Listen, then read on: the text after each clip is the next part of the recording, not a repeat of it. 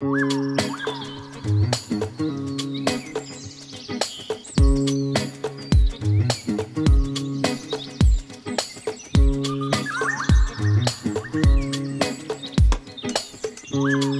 and gentlemen, I just want to remind you that we actually have an email list and we would love you to join us.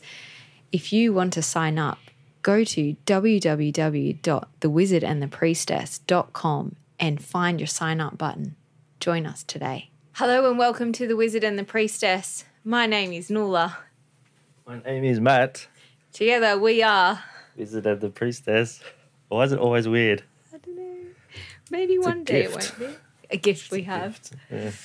We are back and ready to rock and roll without planned, I realised. Next time. Next time. Yeah.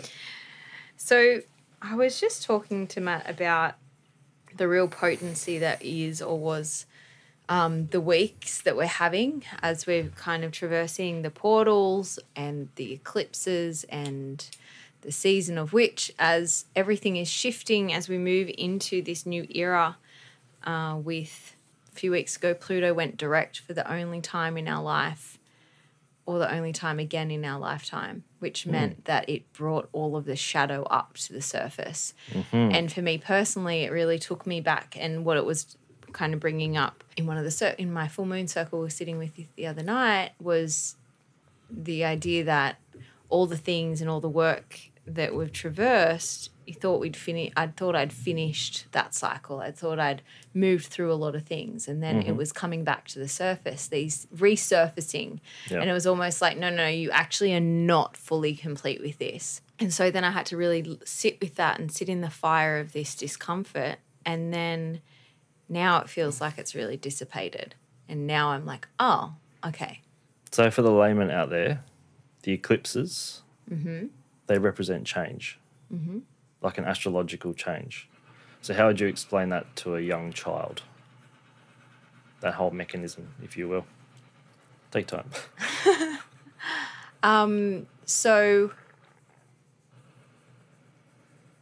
it's no real secret that we are affected by astrological changes. Yeah.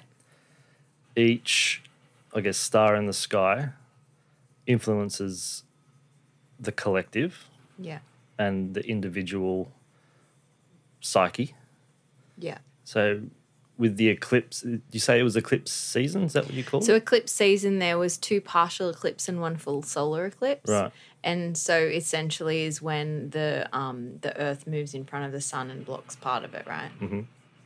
Yeah, I know what the eclipse is. I just want to say from this perspective, like just think about it from the way that happens, the way that these movements happen around us impact us as human beings. Yes. So it's the same as the water with the water level essentially in the moon. Yeah. As the moon gets closer to the earth, it lifts the water, the tides get higher. Yeah. So we had a super moon with the moon was very close to the earth. Right. And as the closer the moon is to earth, the more pull it will have on the fluid of the water of the earth and the earth itself. Yeah. And obviously because most things on earth are water filled or water contained. Also the water in the body. Yeah, so we're water filled, water containing water, right? Containers of water. Yeah. But any living thing has water. So all of that is influenced and that vibration is curated differently. You're saying it represents change or influences change. It influences change. Yeah. Well, yes, because it's like, is it out with the old, in with the new type thing? I think right now we are moving through this pretty big, dense movement because we're about to move into a new era. We're moving into the Aquarian era. And that Aquarian era will last our lifetime. Mm-hmm. And the whole point of that is sort of shaking up where we've been living in, typical 9 to 5, doing the thing, making the money. We're now moving into Aquarian era, which is going to awaken us to be in full alignment. So we've spoken about before that your soul has a reason for being here. Mm-hmm. And that reason is now going to be shone for everyone. So it's coming more on display. Yes. So every person, whether or not you're with and in alignment with what we're talking about, you're going to find that you naturally are going to sway away from a place that doesn't serve you and move more into alignment with what does serve you. And that could be quite painful for some people because their sole purpose is, for lack of a better term, and what they're actually doing could be so far apart that the discord they feel is that separation of self and self. Don't say self and self, say self and... You and your path. Yeah. Purpose, whatever. Purpose. Yeah. Yeah. So that could create a lot of disharmony in people. Plus, you got to also, with that, it's knowing that is one thing, but accepting that is a big one as well, because not many people accept where they are, accept where they're at, who they are, let alone have the, let's say, spiritual kahunas to do something about it. Yeah. Because it's often a relationship that you're in. It's often a job that you're in, your friend circle. Yeah. All these big life things. Yeah. From your perspective, what's the first, let's say, symptom of that potentially? I mean, it really depends on where you sit. Like, it could be So you're sitting there. Well, I sit in this chair.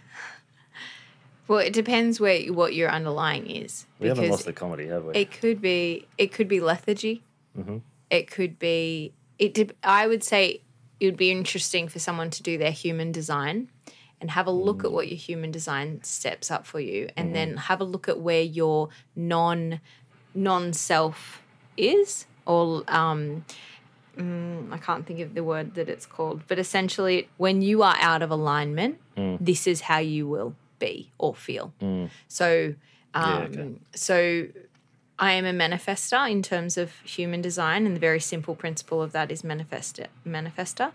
And for a manifester, when we are in purity or when we are flowing in life, we feel peace. And when we are out of that, when we are out of alignment, we feel anger. Anger. So not common over here, but can happen sometimes. It does. And so having that understanding of when I'm not flowing, like when that anger comes through me and I'm like, okay, yeah, all right, out of alignment right now. Yep.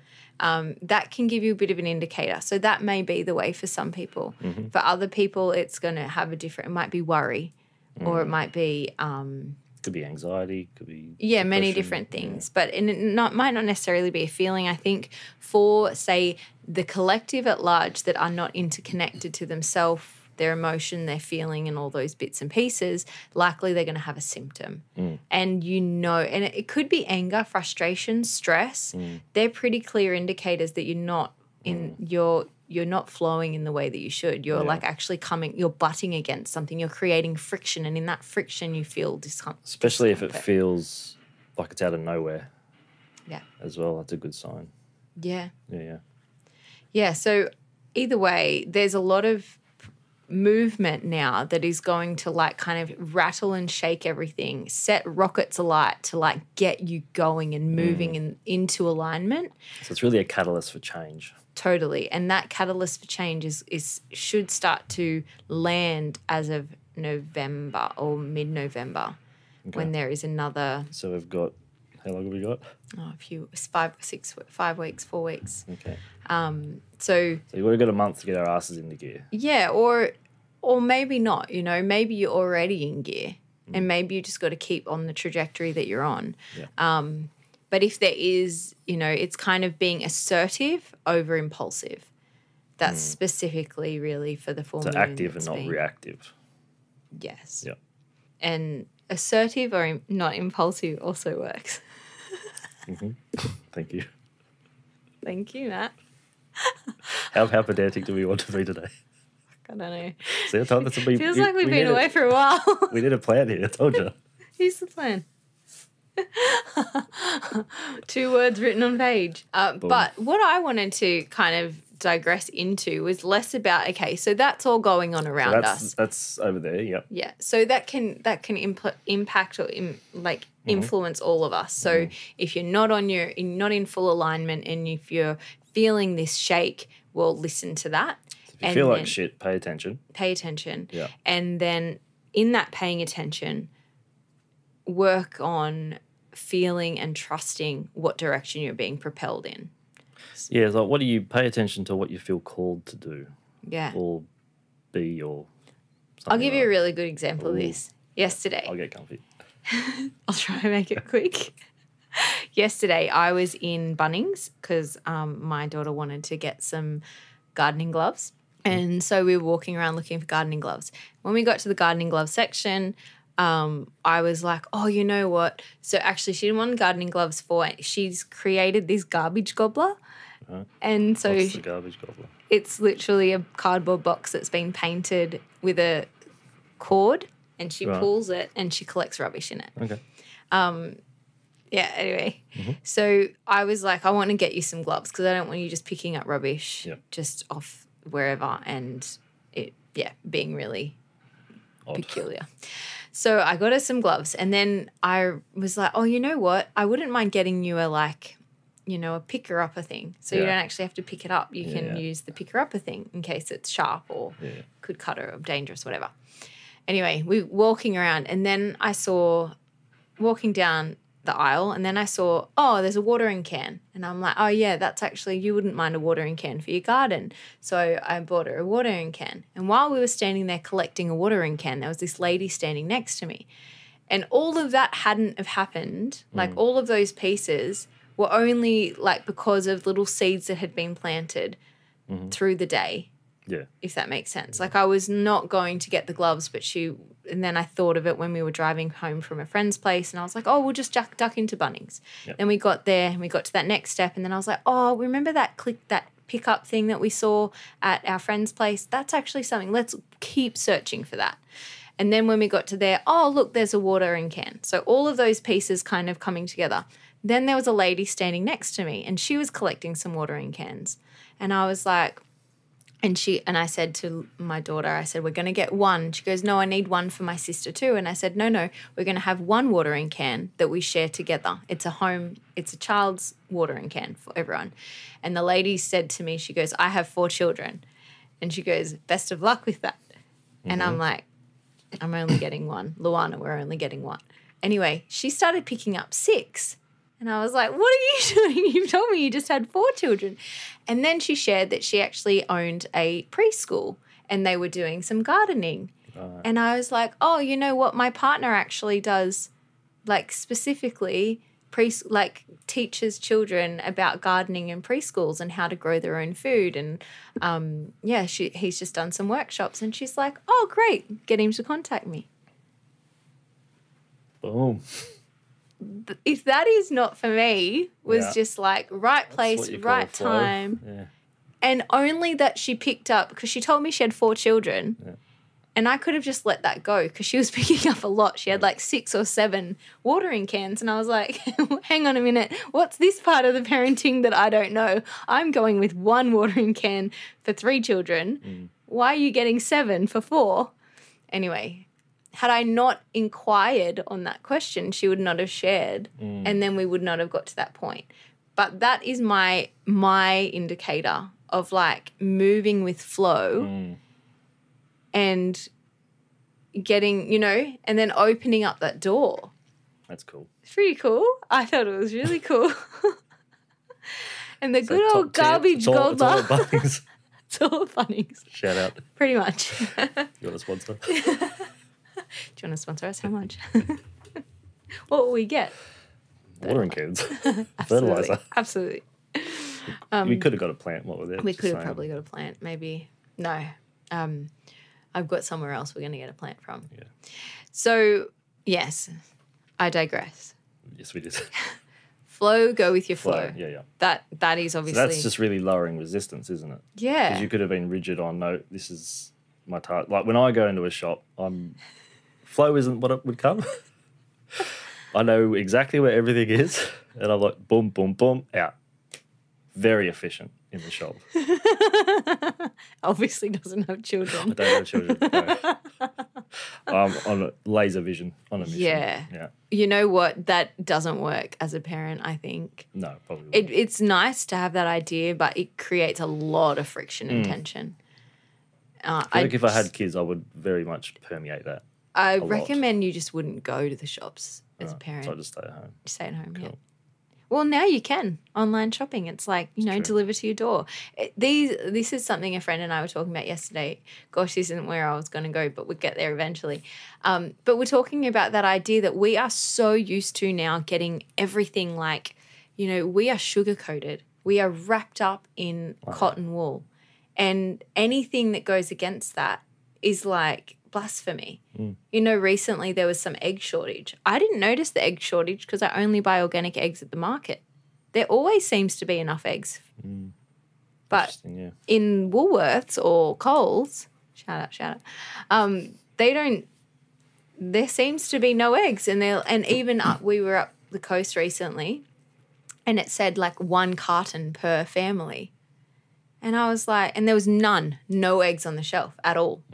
And I was like, how interesting that the organic farmers seem to be doing okay. Yeah, they don't have the politics involved in the corporate shit. Or they have healthier chickens. Well, they just, follow cycles of nature.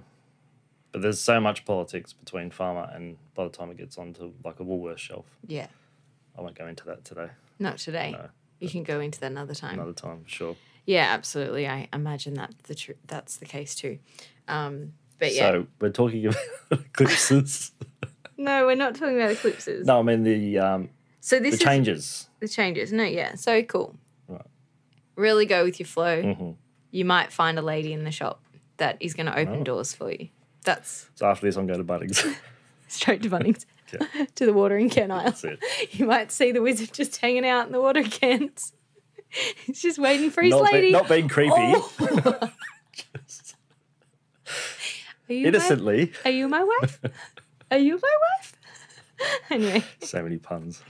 Good work. Yeah. All right. But what I was wanting to go towards before I got excited by really going with your flow, but I also want to note that felt really cool.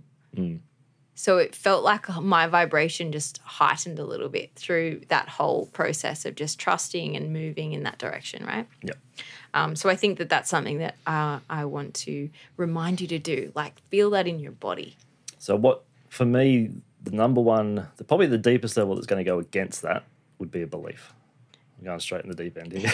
Yeah, okay. Yep. So you're living this life here. You're being called, let's say, over here. And it's a soul calling. Right. You're doing this job, might even be with this person, living this life, but there's something pulling you away from that over here. Yeah. The thought of that, like the thought of, if only I could do, if only I could be, the what's, the ifs, the buts, the what ifs, etc. All that is calling you over here. But what's the number one thing preventing you from going over there? I can't leave this because I have to be this because I have to stay in this relationship because blah, blah, blah. So that's the belief, which is just the thought we keep thinking to ourselves. That's the number one probably roadblock that's preventing us from going to that call. Because leaving all that and going to the call, it can create a huge life change. I went through it with the ex-fiance, and I'll tell you what, if you want a dark night of the soul, do that. But the feeling that you get from following your heart and soul and that calling, as you said, it's just oh my God, how cool was that type thing. Not that was fun, but hopefully you get what I'm trying to say. I understand what you're saying, and I think I want to pull this apart a little bit more and dig into your wizardry brain a little bit and think about it. So from my perspective, that movement that I took was all based on intuition. So I just kept following the flow. And that to me is what I tend to focus on as intuition. Now, this is where I wanted to go. Okay. Because recently I've been talking with some witchy friends and they have been focused on connecting to spirit around them or their guides, spirit guides.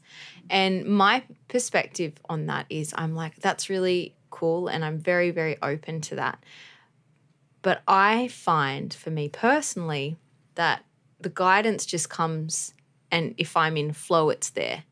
So I will see the same numbers. I will see the same, or I will see something that I'm like, yes, I understand. I painted a picture the other day of something, and it shared, and it was, very, what would you say, arty picture. Not the greatest artist, but I was just drawing and drawing and flowing, and it ended up looking a bit like a anteater picture-ish. Sure. And then I looked up the spirit meaning of the anteater, and then that came to like deep focus in self. What they lack in vision, they have in scent. And I noticed my senses were really heightened. And so I was like, oh, wow, that's so cool and beautifully in alignment. What am I sniffing out kind of thing? Either way, it was very much like, so all of those things for me, it isn't very clear where they come from. It just comes and I flow with it. Now, I'd like you to kind of... so you'd like to know the anatomy of well, that. not necessarily the anatomy of that specifically, but do we have a difference between our intuition and the guidance from our spirits or the guidance of soul? Does that come through as intuition? Is that the one and the same? Or are we got our intuition and then we also have the guidance that can impact the intuition? I've got a really annoying answer. Okay. So to understand that, I'll preface by saying it's all consciousness. All right. So after an eye roll early, so I'll go my flow now. Here he goes, ladies and gentlemen. You've got, in Carl Jung's model, he's got 4 concepts of consciousness. So think of a concept of consciousness, their we've polarity. done this. Yeah, I'll just briefly touch on it. Okay. I can't remember what episode that was. We'll find it. So you've got a cross or an X, however you want to look at it. Thinking, feeling. Yeah. Complementary opposites. So the more you overthink, you lose the capacity to feel. Yeah.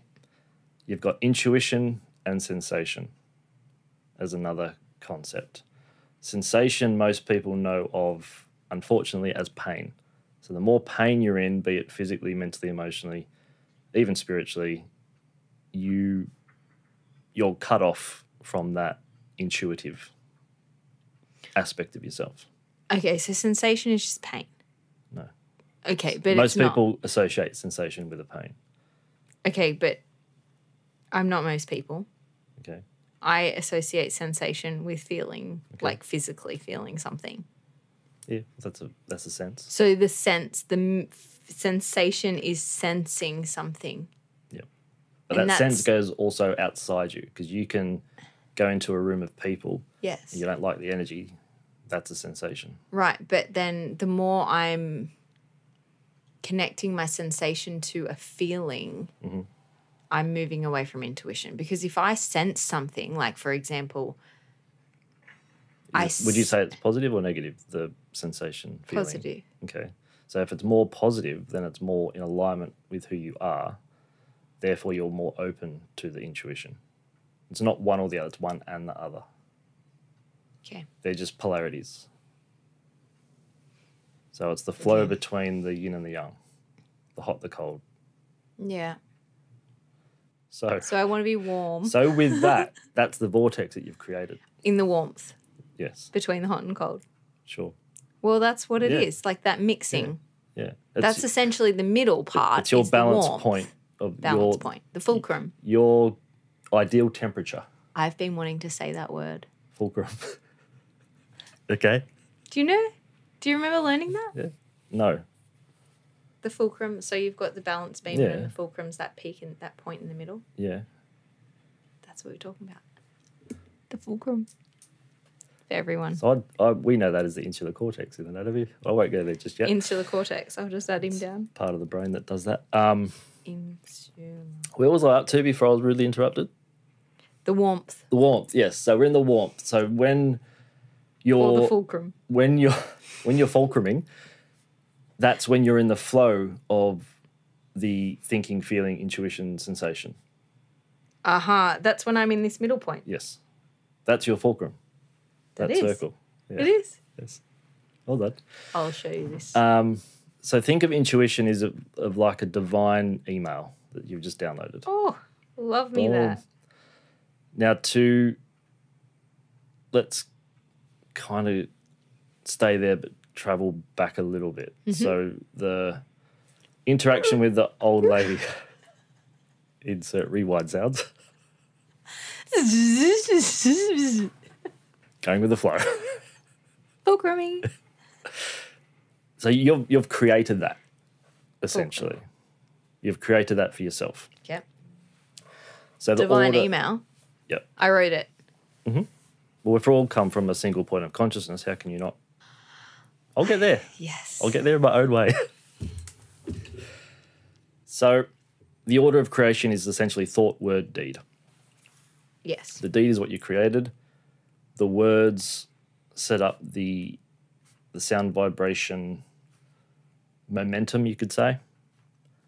But it originated from a thought on some level. Likely from you, it's likely not conscious, but it came from somewhere, didn't it? Yeah. So it came from... You mean my thought or my... I'll go into that. In a sec. Hang on. You talking about my thought? Yeah, Or my words? thought. Okay, so the thought was thought then splits to conscious, unconscious? It comes from the unconscious It's always unconscious. first. So we're not aware of it. So this is where people might need to listen to this at least 75 times. No, just one time, Matt. Okay. Make it clear and So concise. we're talking creation. Now I think it was episode 8. We talked about how creation. Oh, yeah. So it essentially comes, if you trace it all the way back, intelligent infinity. Oh, yeah. That expands itself into what we would call a logos. And in the Bible it says first there was Adam. something. Anyway, it ends up translating from logos, which means knowledge. Oh, right. That's right. So infinity becomes aware. It becomes focused, therefore intelligent. So you have infinite intelligence. That infinite intelligence expands itself out of pure desire to know itself, to become something. But to do that, to put it into a context that you might understand, we would be a sublogos to the earth would be a sublogos to the sun would be a sublogos to, let's say, space. The sun can't be there without other suns. The earth can't be here without the sun. We can't be here without the earth. So and that goes on infinitely. Lots of suns, galaxies. That's all you got out of that. Clear and concise. Yes. So it all stems from a single point of consciousness. Yeah. So when we talk to our guides, they're just higher aspects of yourself. Now, to also understand that on a deeper level, you have to go beyond. You have to kind of transcend thought itself, because that's like a scientific weighing measurement. But you have to go from physical to metaphysical, because by the time it gets into the physical realm, it's been metaphysically there. We've just aligned our thoughts, words, and deeds to that reality. So the higher self is what you would call your spirit guide. So is that intuition? It sends you, I'd say it would send you little hints every now and then, which you would call intuition. Okay. So when I did like that, okay. So recently I've been listening to a few different podcasts, and they start to deeply dive into like where you go to the 3D, 4D, 5D, 6D. Are you into that? Can go into that if you want. Is that what we're... Is that where we're talking? They're talking about dimensions. There's dimensions and densities. Is dimension different to density? Yes, no. A dimension is a plane of reality. So first dimension would be a single line. Yeah. Second would be lines joining. Yeah. So think of a square, let's say. On a page of paper. Yep. 2D. 2D Yeah. is a square. Third dimension would be a cube. Fourth dimension would be a tesseract. Hang on. What? So a tesseract is to a cube what cube is to a square. Okay, yeah, just that next step. And then it goes on and on and on and on. Depending who you listen to and what you read, there's anywhere from 7 to, I think, the latest I heard was about 24 different dimensions. Then you've got the densities, which is more of a Ra concept. So Who's Ra? Ra is, Ella Research did transcendental channeling, I think it's called. And they contacted a social memory complex of those who referred to themselves as Ra. They're 6 density entities.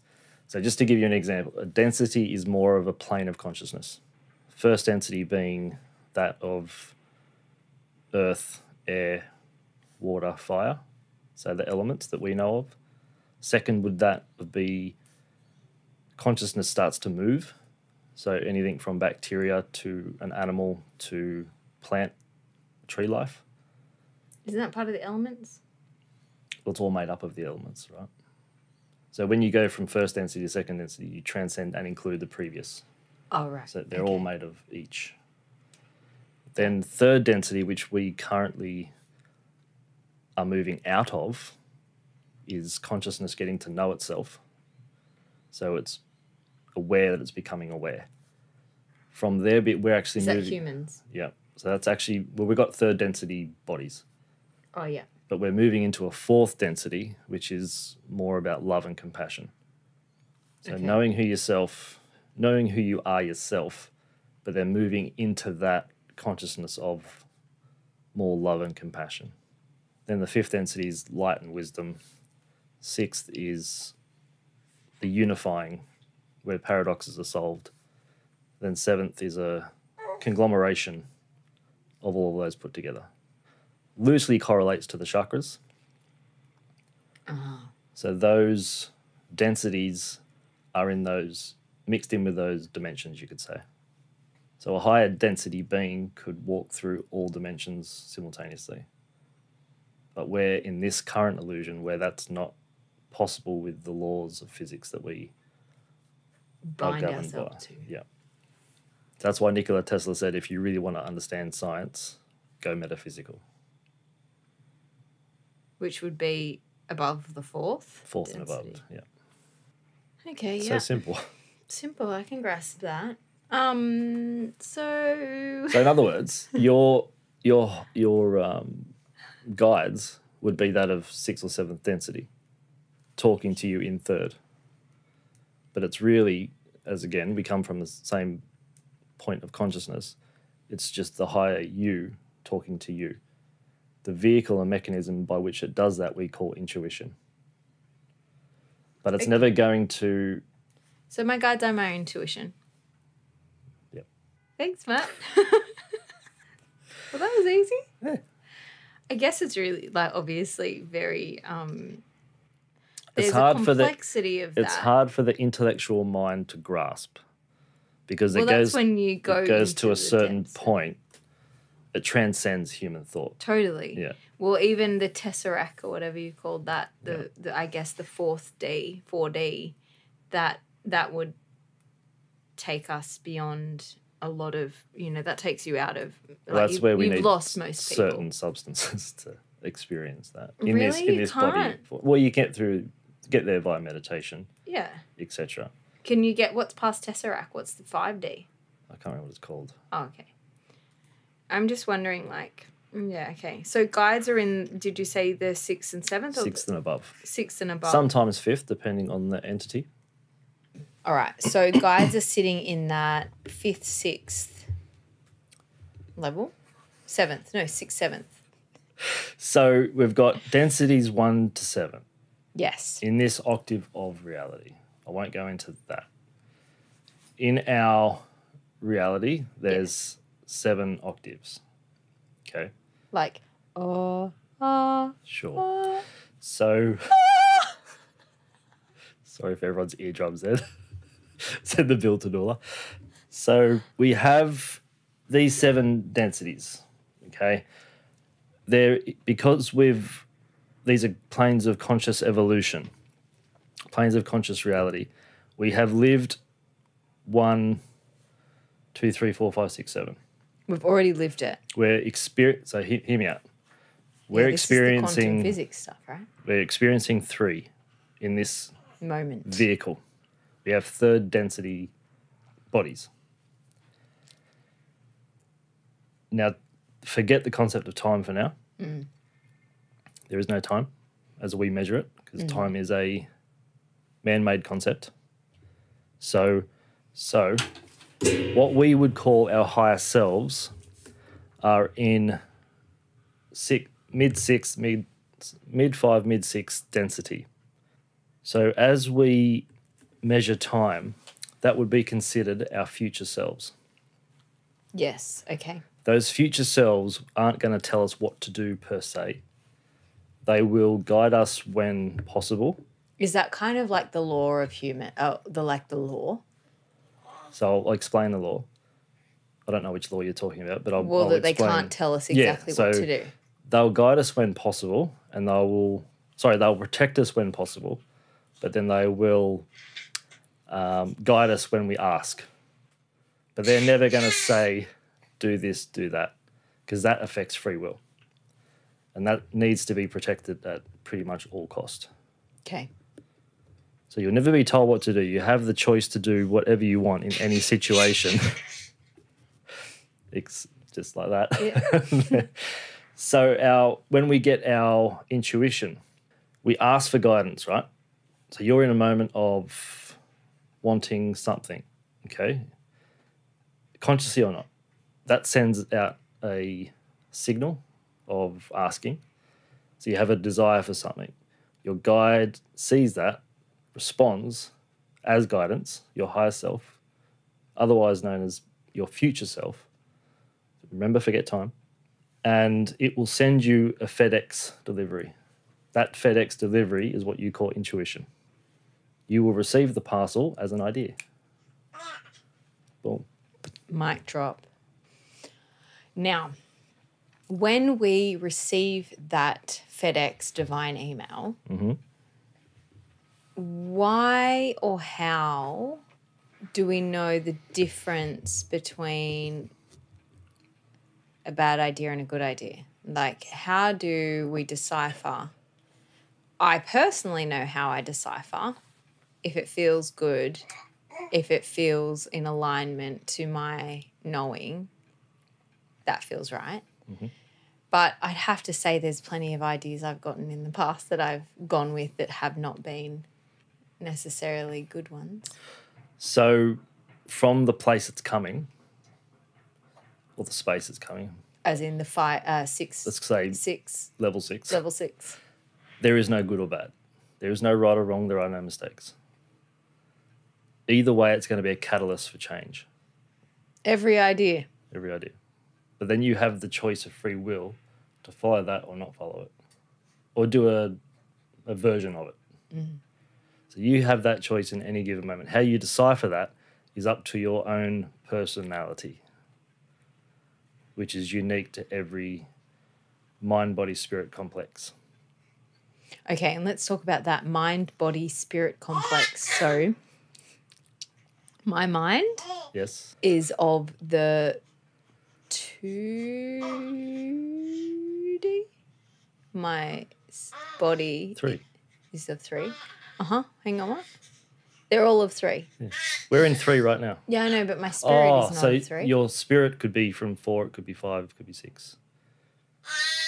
Typically, the people who incarnate into 3rd density are more what we would call evolved.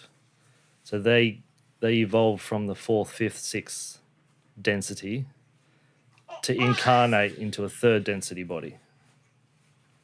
But as the incarnation process, you go from no thing into thing, which we've spoken about. Yes. So that's where the veil gets pulled down from unconscious to conscious. So that we can't think unconsciously. No, we can't get... Real magic is using the unconscious consciously. That's what real magic is all about. And that is essentially what, everything that I've learned through work with Alex from Portal or Peter Crone or all of those, they're doing that in the form of trauma work, trauma healing, to create that unconscious, to move what you just said. To use the unconscious consciously. If you can consciously use the unconscious. Yeah, that's other way. What you just said is opposite to what you said before. Consciously using the unconscious or unconsciously using the conscious. The vastness of the unconscious, which is purely from a mental viewpoint. That's where we came from. We put the veil down, so we block the unconscious. Therefore, we become conscious of, i.e., incarnate. So now we're conscious of something. That we have tapped into this vast array of the unconscious, which is really immeasurable. So and because that unconscious is the 4, 5, 6. That has density. the wisdom of all the densities of densities there. Yeah. But keep in mind, if we were to know the unconscious, it would send us mental, because our intellectual mind can only contain so much at a given time. But all of that coming through at any given time, it would send you mad. So that's the ego. The ego is the filter between the unconscious and the conscious. But then the ego gets wrapped up in the third world. In everyone else's shit, right? In this illusion. Right. So from a metaphysical viewpoint, this here is an illusion. The worse you feel, the more stuck, the more dense the illusion becomes. So you've cut the metaphorical umbilical cord from your higher self. And that's where intuition, you'll get less intuition, more sensation. That sensation will be a feeling of not belonging. Yeah, right. As an example. Like a trauma. Trauma, yeah. Sensation is more related to that. Yeah. Okay. Not a favourable. Not so favourable in terms sensation. of that cross. Yep. So when we did that when you asked the question, did you? Well, I'm all right. I'll take it. But I'm thinking about the cross, thinking, feeling, sensation, intuition. We're in that warm water in the middle. Yeah. Is that the 3D? Yeah. So that's the warm water in the middle is the 3D. Yeah. And so ideally in the 3D, we have that little bit of sensation and we've got a little bit of intuition. And now it just makes no sense that why would you incarnate? To learn the lesson. You go through the forgetting to learn the lesson. You don't always... But then if I look at that, the 7th density where all problems are solved, well, they're already solved. So why would... But sometimes you incarnate to help people transition. Maybe you incarnate for a karmic reason. Sometimes you'll incarnate because you made a soul contract with someone to help them. In the 7th. In that density. So the 7th is a conglomeration of all of all. So in the 6th. In the 6th, there's no paradox. In the 6th, you were no paradoxes. So you think of a paradox now. Light and dark. Yep.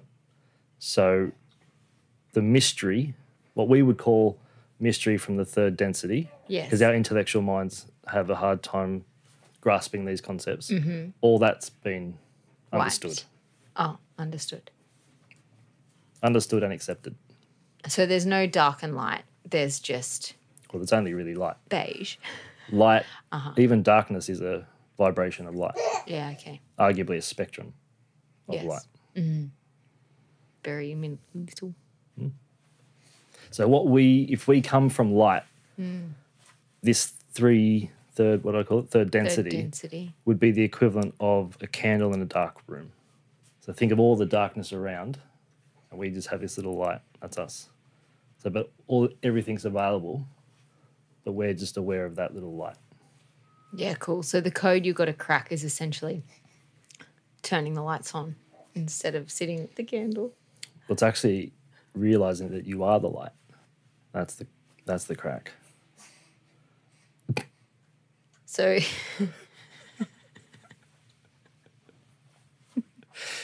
So I'm just saying this too logically. Picture, if I'm you will. sitting in a room with a candle. Picture, if you And will. next minute, I Picture am the with you will. candle. Picture, if you will. Okay. A dark room. Dark room. Okay. Picture the size of a candle light in that dark room. Just in the middle. Yep. Yep.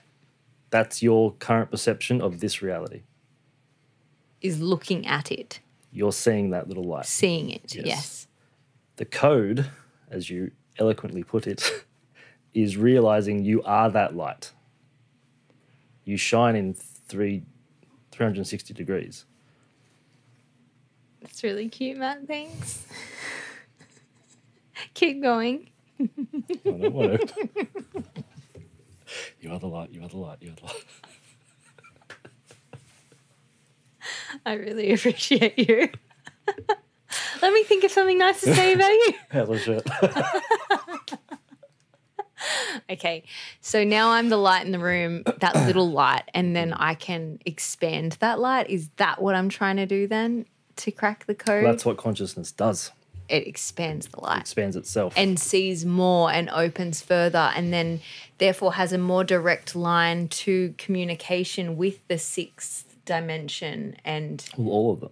with the whole lot. It's realizing that you are everything. It's a really hard concept for the intellectual mind. Think about the wind. You think you're separate from the wind.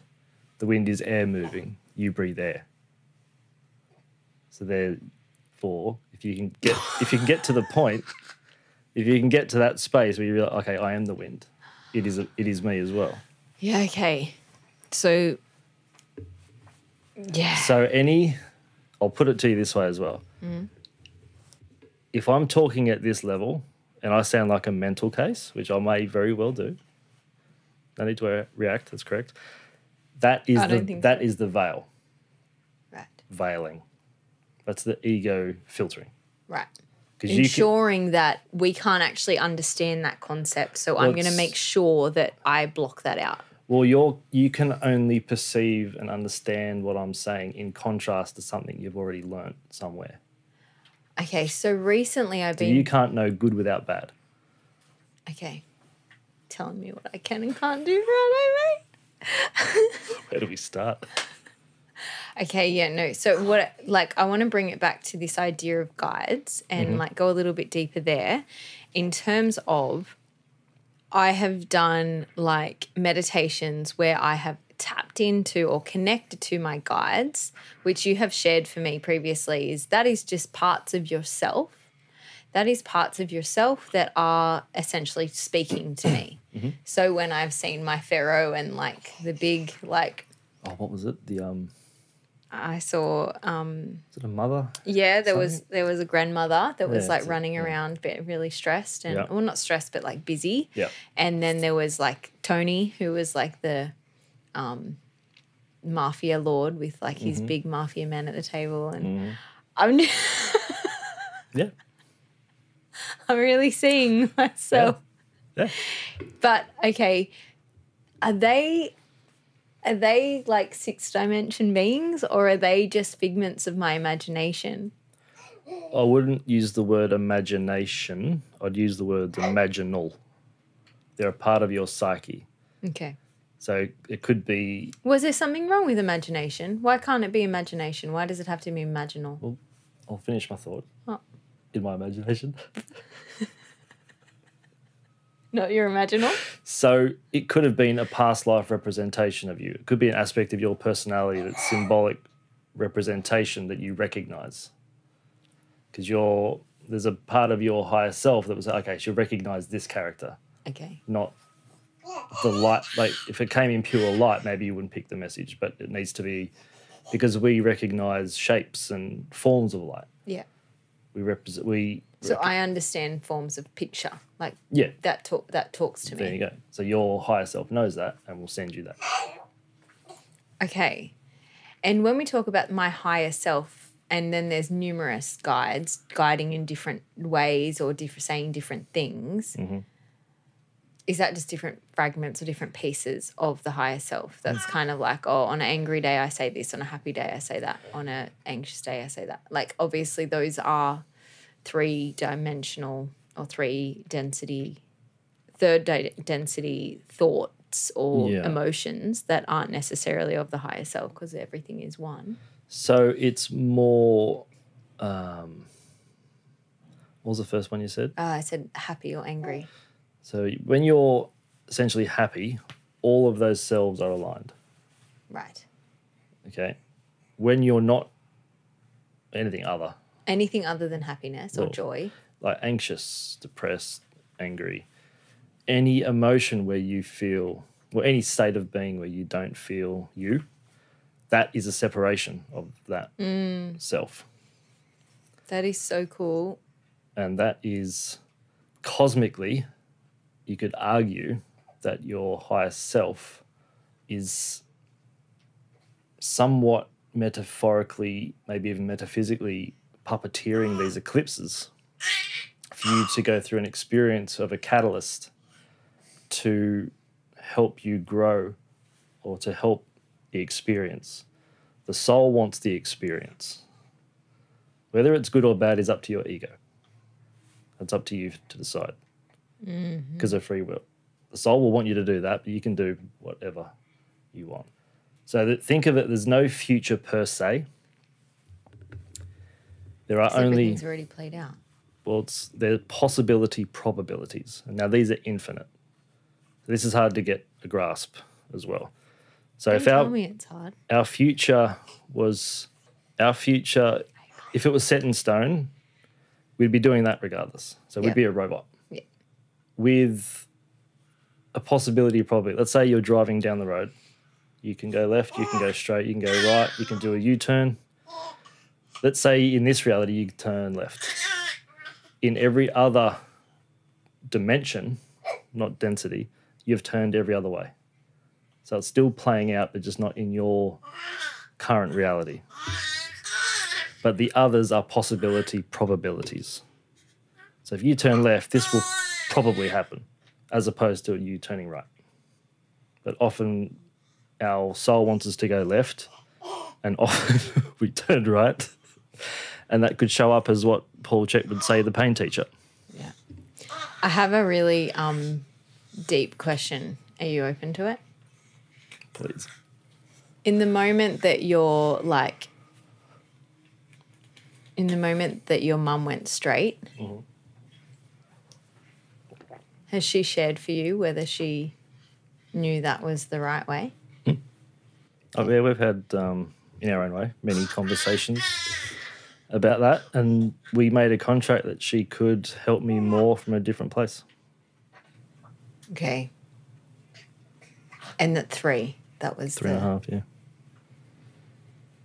Wow. And how old was your mum? I think 37-ish. Yeah, okay. 36, 37. Yeah, right. Yeah. And obviously in that moment of like human 3 density, was she aware of that in that moment? Probably not. No. No.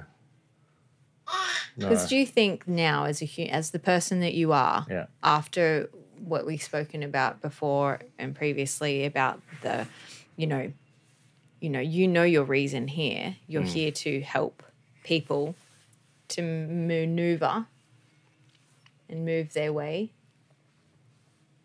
Yeah.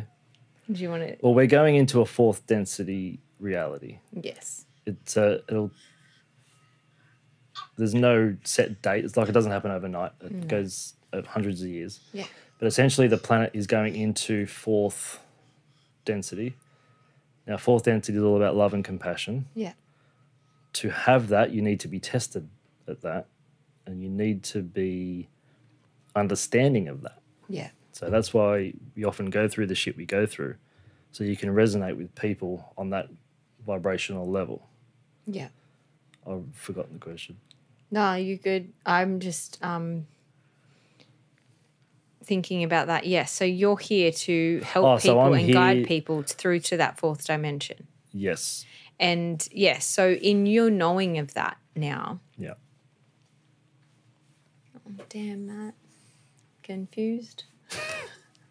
Can we rewind? Well, for some people, it's an easy transition. Yes. And it's not like a death thing. No. I'm not here to usher people to the afterworld.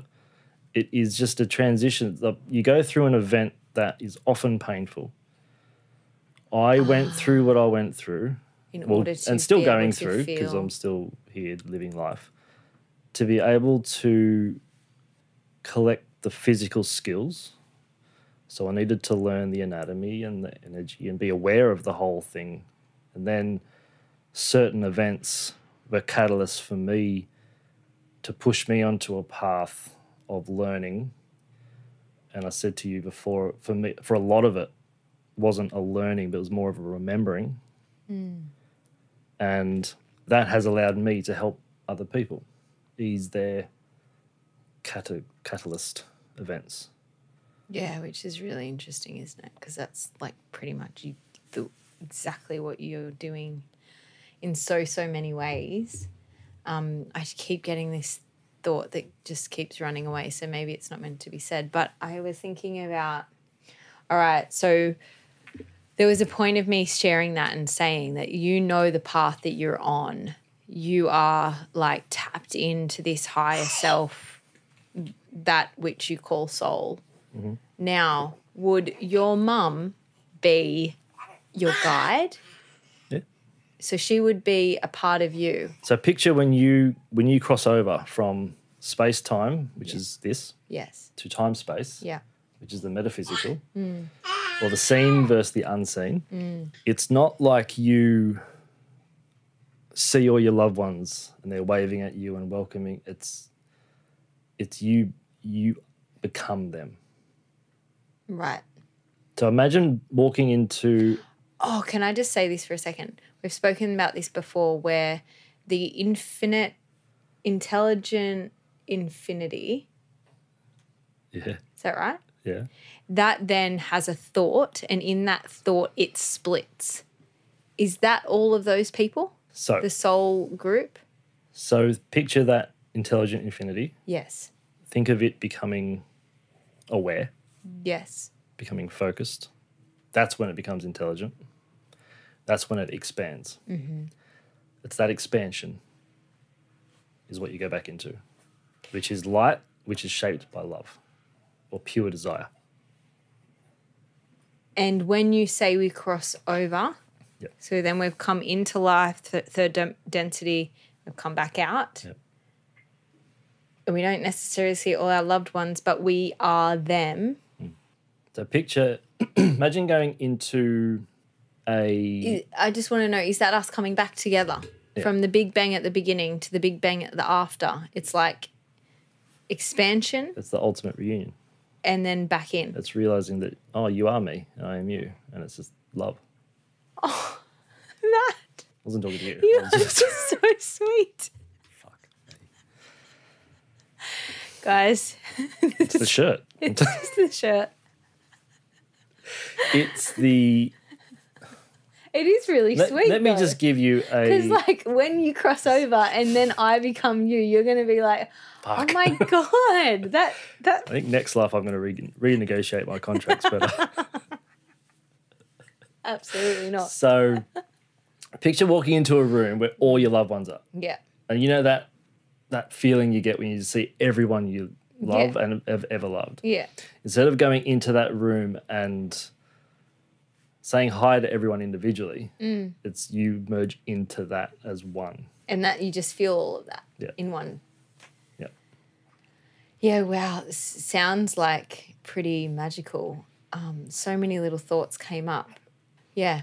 It's just so interesting. There's just like layers upon layers and thoughts and thinking that I'm going through now. But I guess from my idea now, so when I consider these sort of higher beings, higher self, Yep. spirit guides, aspects of myself on the higher density, in the higher density, where does the idea of the other dimensions come in then? The dimensions are planes of reality, where the density is a plane of consciousness. So when we talk about, say, alien beings, Yeah. are they, say, of the fifth dimension? Could be. Yeah. I mean, fifth density. 6, 5, 4. Yeah. Because from... So we shouldn't necessarily be able to see So that. 1, 2, 3, we see. Yes. We can't, with our physical eyes, can't see 4, 5, 6. They can... Entities of these densities can remain to be seen or unseen. So a lot of what we call extraterrestrials or aliens are often from these higher densities.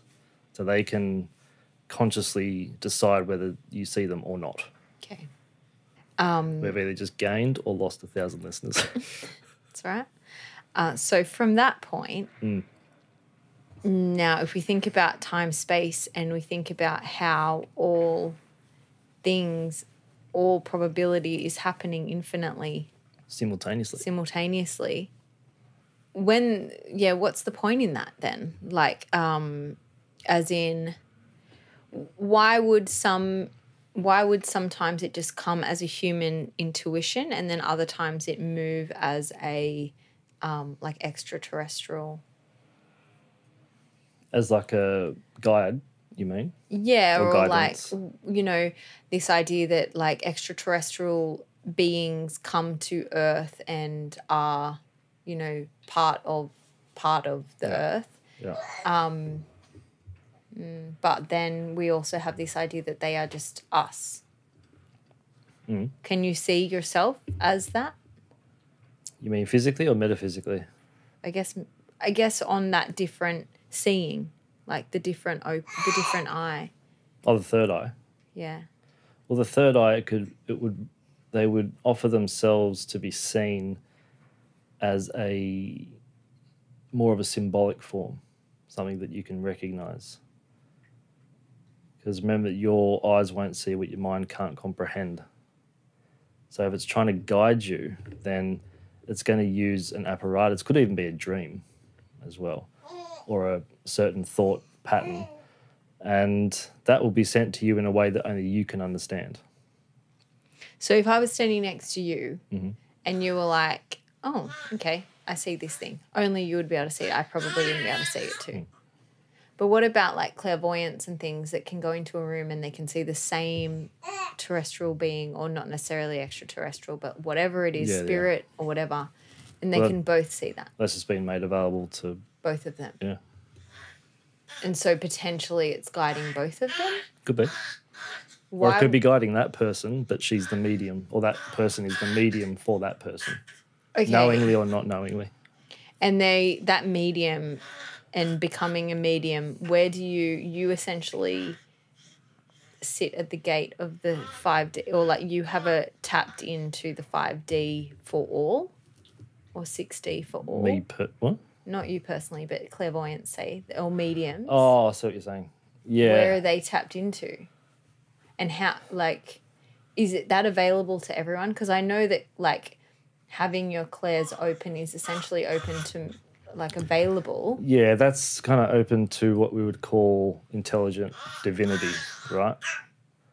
Which can be tapped into either level. I don't think you can really see something or experience, oh, yeah, that's 4. Or, yeah, that's 5. No, I don't mean that. I mean more like just that, just as a medium, as someone who is tapping into divinity. So whether that's 4, 5, 6, or 7. Yeah. That person, how is it?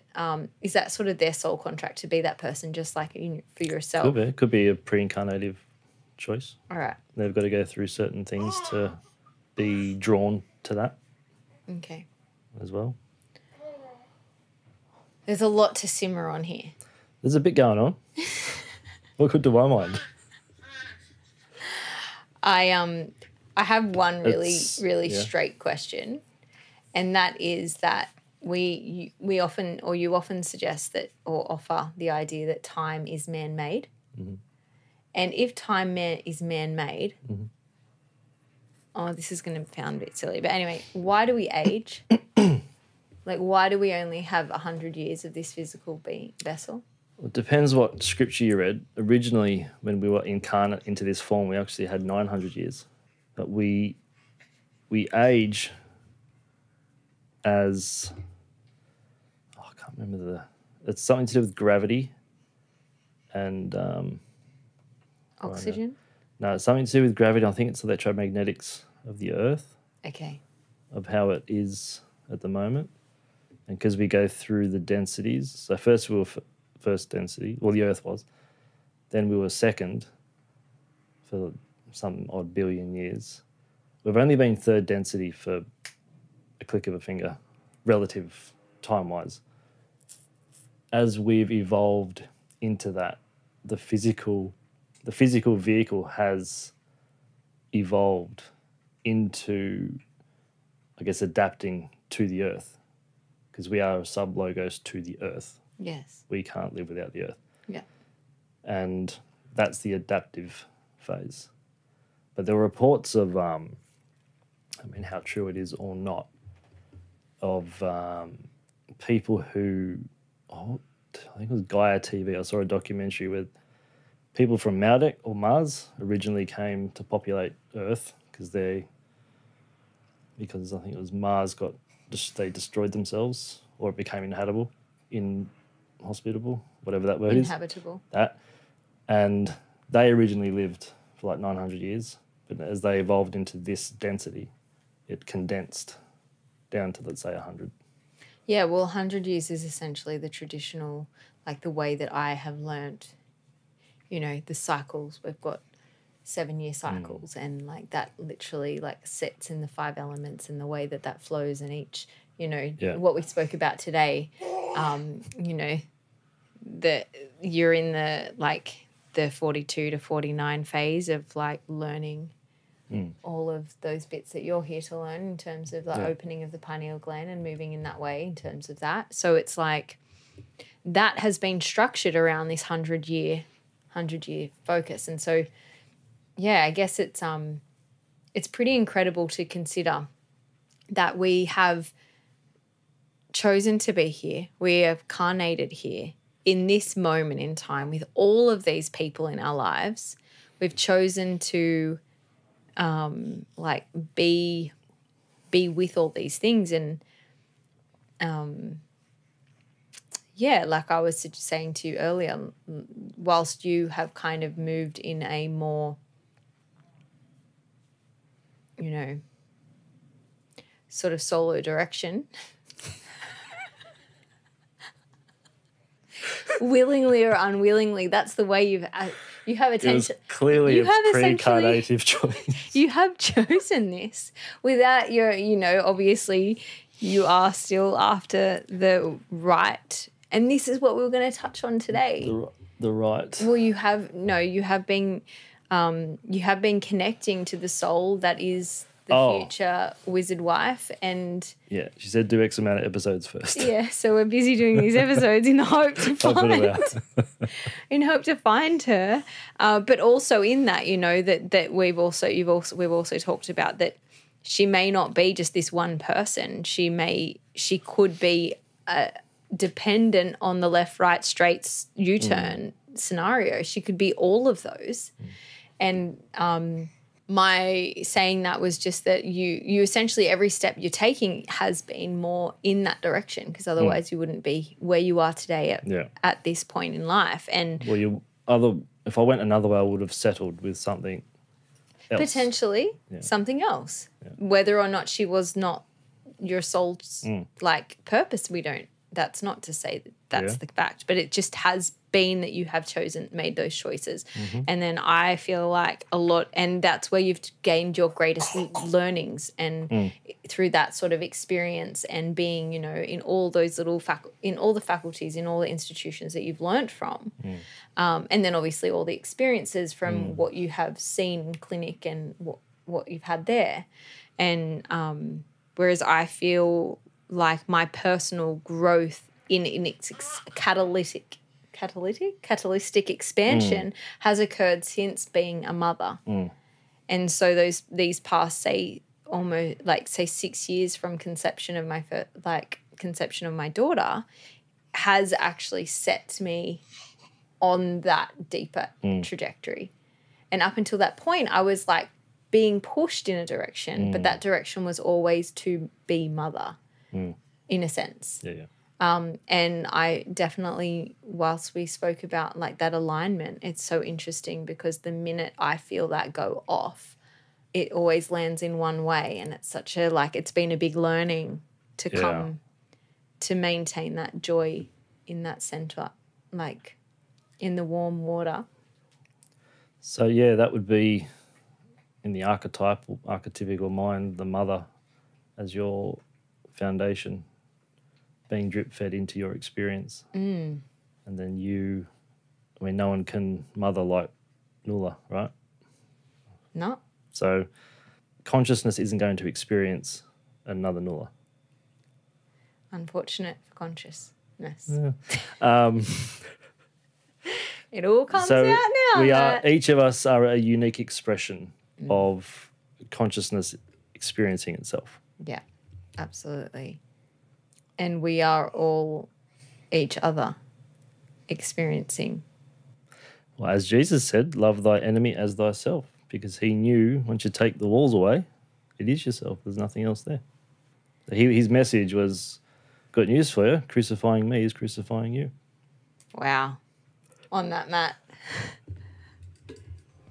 Peace. Thanks for listening, everyone. Thank you. See you next time.